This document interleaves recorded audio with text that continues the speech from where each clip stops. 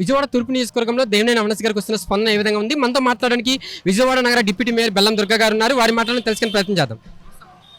ఈరోజు ఇక్కడ విస్తృతంగా పర్యటిస్తున్నారు. ప్రజల నుంచి ఎటువంటి స్పందన?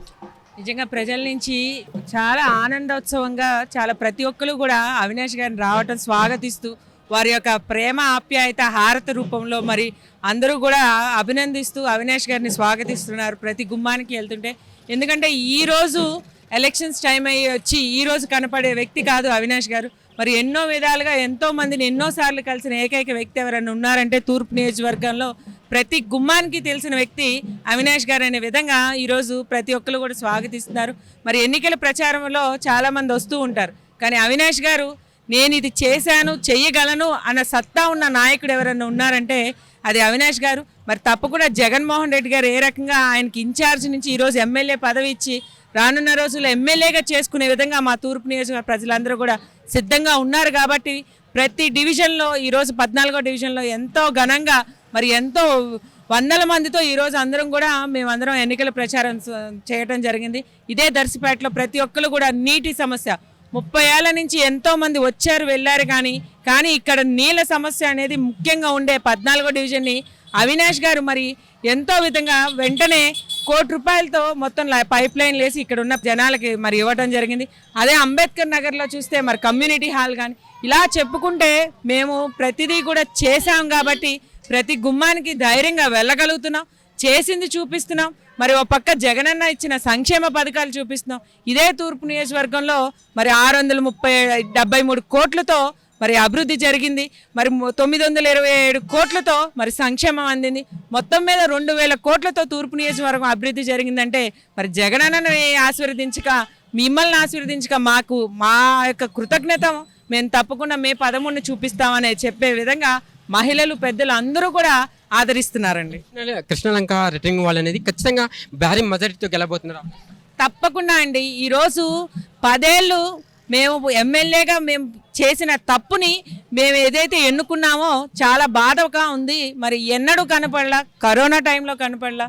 మరి కరోనా టైంలో 35 ఏళ్ళు కరోనా వచ్చి కూడా మరి చిన్న వయసైన చిన్న పిల్లలు ఇంట్లో ఉన్నా కూడా ఏమాత్రం సైతం భయపడకుండా ప్రజానీకం కోసం బయటకు వచ్చిన నాయకుడు ఎవరైనా ఉన్నారంటే అది వైఎస్ఆర్సీపీ నాయకులు.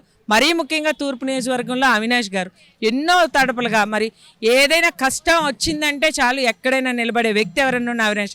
అదే కృష్ణలంక ప్రాంతంలో మరి గతంలో గద్దె రామ్మోహన్ రావు గారు కట్టారు 15వ డివిజన్లో రిటైనింగ్ వాల్. మరి అంత నాసిరికంగా కట్టి ప్రజానీకం 2020లో వరద వస్తే రిటైనింగ్ వాల్ ఉందని అందరూ కూడా గుండెల మీద చేయని ఎదురుపడి, కానీ వరద వచ్చి సామాన్లు కొట్టిపోయి ఎంతో అల్లాడితే ఒక్కరోజు కూడా బయటకు. కానీ ఆ యొక్క టైంలో అవినాష్ గారు 20 రోజుల్లో లాక్ సిస్టమ్ ఏర్పాటు చేసి 15వ డివిజన్ ప్రజానీకానికి ఈ రోజు వరకు కూడా వరద రాకుండా చేశారు. ఇవన్నీ చూసిన జగన్మోహన్ రెడ్డి గారు 2 విడతలుగా 350 కోట్లతో ఈరోజు రిటైనింగ్ వాళ్ళు కట్టి కృష్ణలంక ప్రాంతం అంటే ఒక మోడల్ డివిజన్గా ఇంతవరకు ముప్పు ప్రాంతం అనేవాళ్ళు. కానీ ఈరోజు ఇదే చూసుకుంటే రివర్ ఫ్రంట్ పార్క్ చూసుకుంటే మరి ఇవన్నీ కూడా మా యొక్క కృష్ణలంక ప్రాంత వాసులందరూ కూడా మేము కూడా ఒక కాలనీ ప్రాంత వాసులలాగా తీర్చిదిద్దిన జగన్మోహన్ రెడ్డి గారికి అవినాష్ గారికి నీరాజనం పడుతూ వాళ్ళ కృతజ్ఞత ఇప్పుడే చెప్తున్నా. ప్రతి ఒక్కరు కూడా అంటున్నారు మనసులో ఉన్నది వాళ్ళ కళ్ళల్లో కాదు, మేము మా కృతజ్ఞతని మేము తప్పకుండా ఎన్నికల రోజు చూపించుకునే విధంగా ఉన్నారని చెప్తూ. సార్ ఇంకా చెప్పండి, ఇక్కడ గద్దె రామ్మోహన్ గురించి ఏం చెప్తారు? ఆయన గతంలో ఇక్కడ ఎమ్మెల్యేగా పనిచేస్తారు. అసలు ఏంటి ఆయనకి అవినాష్ గారికి జనాలే చెప్తున్నారండి. మరి నేను ఈ గత 5 ఏళ్ల నుంచి ప్రజానికం ఏ రోజు చూడలే. మరి ఈరోజు ఎలక్షన్స్లోకి వచ్చేసి మరి నేను ఈ చేస్తాను అని చెప్పుకునే ధైర్యం లేదు, చేశానని చెప్పుకుంటాకి ఏమాత్రం. మరి ఆయన 10 ఏళ్ళు ఎమ్మెల్యేగా చేశారన్నారు, ఏం చేశారు చెప్తాకి ఆయన ఇచ్చిన మేనిఫెస్టోలో ఉంది సూపర్ 6 అంట. మరి ఆయన చేసింది ఏముంది చెప్పండి?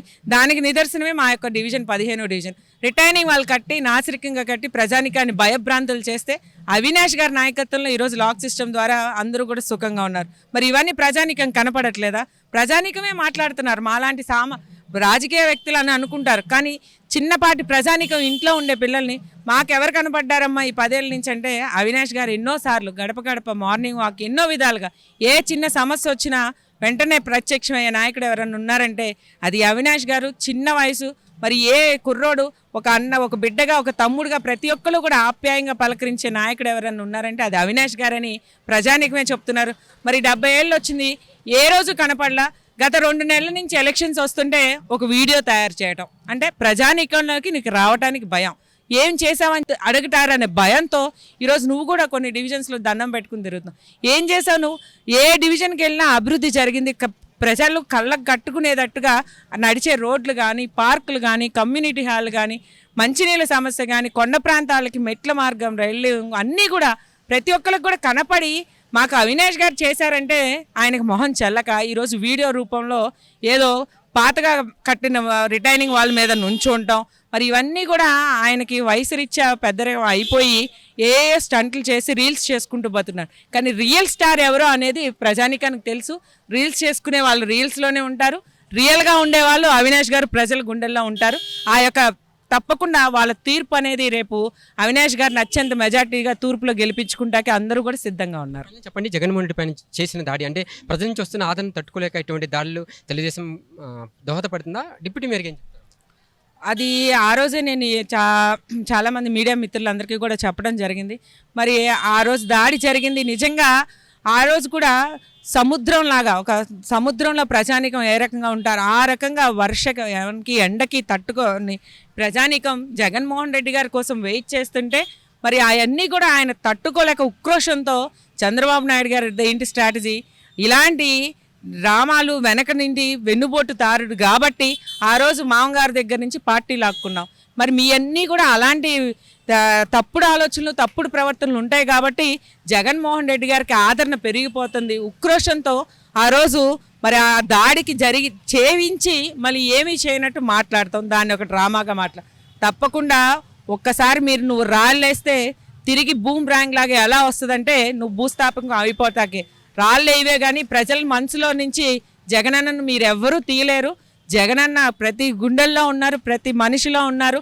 ఎందుకంటే ప్రతి ఒక్కరు కూడా ఒక అవ్వ పెన్షన్ తీసుకుంటుందంటే మా బిడ్డ ఇచ్చాడు, పెద్ద బిడ్డ, మేము 3,000తో మా కడుపు నిండుతుంది అనే విధంగా. మరి ఒక 45 ఏళ్ళ నుంచి 60 ఏళ్ళ మహిళలను అడుగుతుంటే ఈరోజు మాకు జగన్ తమ్ముడు ఉన్నాడు, జగన్ అన్న ఉన్నాడు అనే విధంగా. ఎందుకంటే 18,750 రూపాయలు ఒక చేయూతగా కానీ, 15,000 రూపాయలు కాపు నేస్తం కానీ, మరి ఈబీసీ నేస్తం కానీ, ఇన్ని రకాలుగా మహిళలకి మరి అమ్మఒడి ఇచ్చే నాయకుడు ఎవరు? ఇవన్నీ కూడా చూడలేక, ప్రజాదరణ చూడలేక మహిళలు ఎవరు మాట్లాడినా మాకు జగనన్న ఉన్నారు మరి అందరినీ చూడలేక ఇలాంటివి నువ్వు చేసిన పిచ్చి వేషాలకి ఆయన అధినాయకుడు చంద్రబాబు నాయుడు చేసిన వాళ్ళ ఏదైతే ఉన్నారో వాళ్ళ నాయకులు, ఇక్కడున్న విజయవాడ నాయకులు అందరికీ కూడా రేపు రానున్న రోజుల్లో తీర్పు ఎలా ఉంటుందంటే ఎలక్షన్స్లోనే ప్రజానికం చూపించే విధంగా ఉంది. తప్పకుండా జగన్మోహన్ రెడ్డి గారే సీఎం అవుతారు. ఇక్కడ తూర్పులో అవినాష్ గారు అత్యంత మెజార్టీగా గెలిచి ఎమ్మెల్యేగా మా అందరం కూడా మేము ఒక కానుగ్గా ఇచ్చే విధంగా జగన్మోహన్ రెడ్డి గారికి సిద్ధంగా ఉన్నామని చెప్తూ సెలవు తీసుకుంటాం. సమస్య లేని ఇల్లు ఉండదు, పరిష్కారం లేని సమస్య ఉండదు. బంధాలు గొప్పవి, బాధలు చిన్నవి. మీ సమస్యని మేము పరిష్కరిస్తాం. రండి, మాట్లాడుకుందాం.